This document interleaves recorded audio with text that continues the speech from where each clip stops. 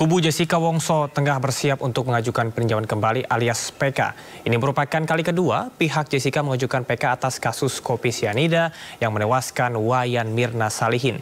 Kita akan membahasnya lebih dalam bersama dengan Kapus Penkum Kejagung Harli Siregar. Selamat sore Pak Harli. Selamat sore Pak Chandra. Baik, Pak Harli, di studio ada Camar. Izin bertanya Pak, bagaimana tanggapan Anda terkait dengan pengajuan Jessica Wongso?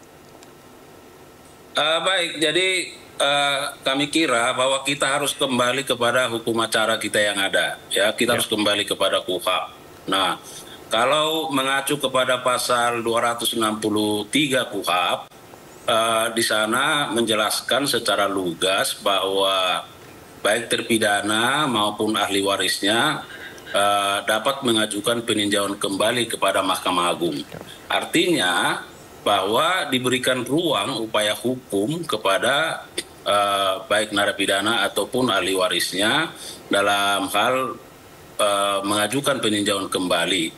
Nah, jadi kami melihat bahwa tentu kita harus taat ajas, ya, apa yang diatur oleh hukum acara tentu kita harus mengacu kepada itu, dan itu saya kira merupakan hak bagi narapidana maupun ahli warisnya ketika ia akan menggunakan hak itu. Nah, dalam kaitan ini tentu saudara Jessica Wongso apakah akan memilih untuk mengajukan peninjauan kembali atau tidak, itu berpulang kepada yang bersangkutan.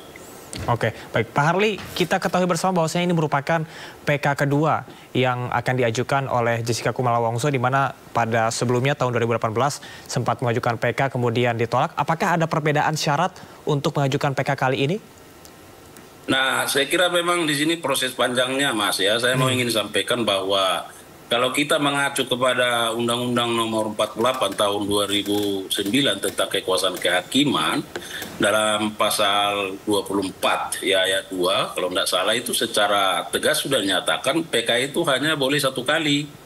Ya. Baik. Nah, namun dalam perkembangan hukum bahwa putusan Mahkamah Konstitusi nomor 34 ya tahun 2013 dia pada amar putusannya itu menganulir apa yang dikandung oleh pasal 268 ayat 3 itu, ya, karena menurut MK bahwa itu bertentangan dengan Undang-Undang Dasar. Artinya PK bisa dilakukan lebih dari satu kali, walaupun kalau kita mencermati pertimbangan di dalam putusan MK itu sebenarnya bahwa di sana disebutkan terbukanya kemungkinan PK dilakukan lebih dari satu kali itu lebih kepada adanya alasan ditemukannya bukti baru berdasarkan pemampatan ilmu pengetahuan dan teknologi sehingga dapat diajukan PK satu kali.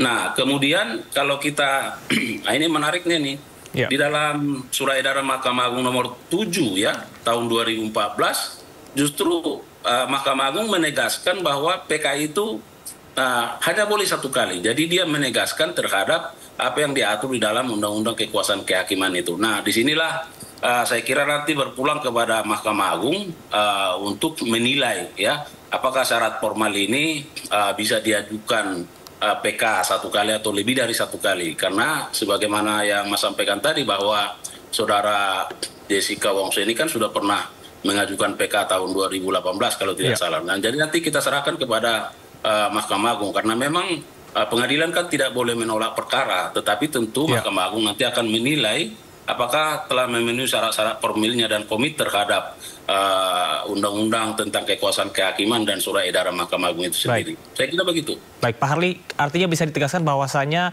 diterima atau tidaknya ini bergantung kepada Mahkamah Agung, begitu Pak Harli?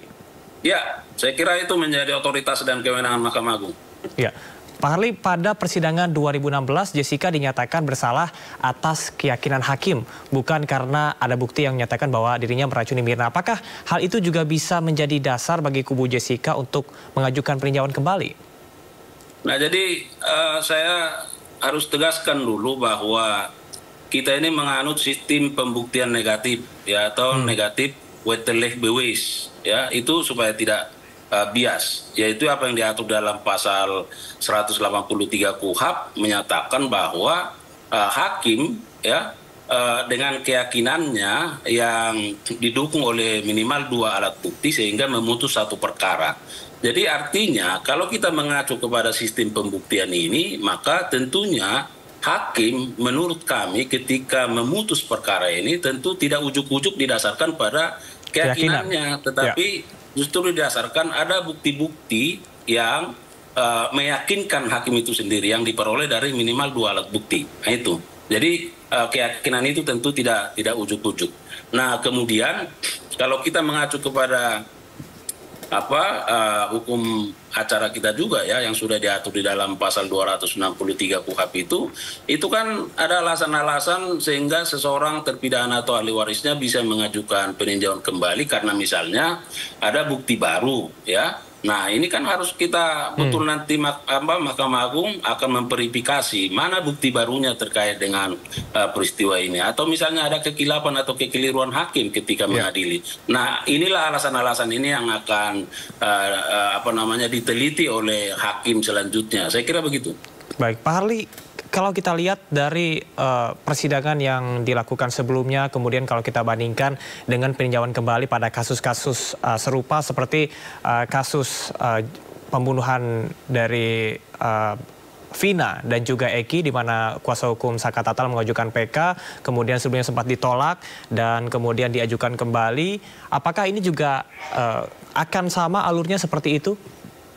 Ya, saya kira mekanisme PK itu ya harus begitu. Nanti misalnya ketika ini saudara terpidana atau kuasanya yang mengajukan PK, lalu ini kan akan diserahkan kepada pengadilan negeri untuk dibuka kembali ya. Lalu akan diperiksa mana yang menjadi alasan-alasan pengajuan PK itu, misalnya bukti baru atau ada kekeliruan dan seterusnya itu. Nah ini nanti yang akan diperiksa kemudian oleh pengadilan negeri, ini akan diajukan kepada Mahkamah Agung untuk dilakukan pemeriksaan dan diputus terhadap pengajuan PK-nya. Oke, baik. Pak Harli, tentunya ini menjadi pendidikan hukum bagi seluruh masyarakat Indonesia. Namun bisakah Anda jelaskan sebetulnya apa urgensi dari pengajuan PK terhadap mantan terpidana begitu? Apa saja manfaat yang didapatkan? Ya saya kira sangat banyak ya manfaat dari PK ini. Inilah sistem hukum kita. Kenapa? Karena semua peluang itu dibuka manakala memang dirasa ada proses dan mekanisme pelaksanaan proses peradilan itu yang tidak sesuai dengan mekanisme atau sisi keadilannya dan kepastian.